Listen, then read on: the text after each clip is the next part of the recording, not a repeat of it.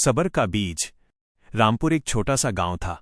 चारों तरफ खेत, कच्ची गलियां और बीच में एक पुराना पीपल का पेड़। उसी गांव में रहता था मोहन, एक साधारण किसान। मोहन के पास ज्यादा जमीन नहीं थी, न ही कोई बड़ा सहारा, लेकिन उसके पास एक चीज थी, सबर। हर साल मोहन गेहूं बोता, लेकिन कभी बारिश कम हो जाती तो कभी ओले पड़ जाते।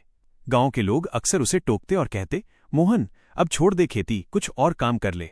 मोहन बस धीरे से मुस्कुरा देता और शांत स्वर में कहता, बीज बो दिया है, अब बस सब्र रखो। एक साल तो हालात बहुत खराब हो गए। कई दिनों तक बारिश नहीं हुई और तपती धूप में खेत सूखने लगे।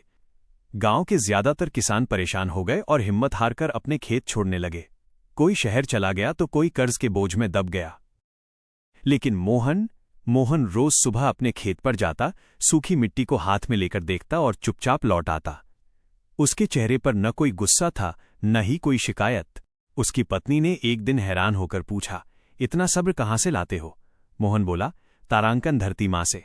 वो कभी जल्दी नहीं करती, पर कभी खाली हाथ भी नहीं लौटाती। फिर एक रात अचानक बिजली कड़की और तेज बारिश शुरू हो गई। पूरी रात पानी बरसता रहा।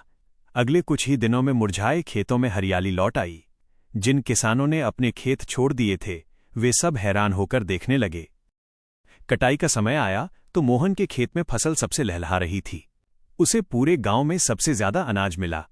जो लोग पहले उसका मजाक उड़ाते थे, अब वही उसकी तारीफ करने लगे। उन्होंने मोहन से पूछा, इतना भरोसा कैसे रखा तुमने?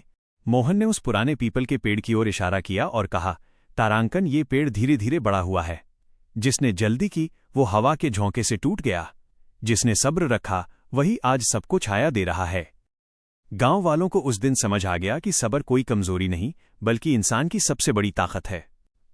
मोहन की ये कहानी हमें सिखाती है कि वक्त चाहे कितना भी कठिन क्यों ना हो, अगर मन में विश्वास और धैर्य है तो फल मीठा ही मिलता है।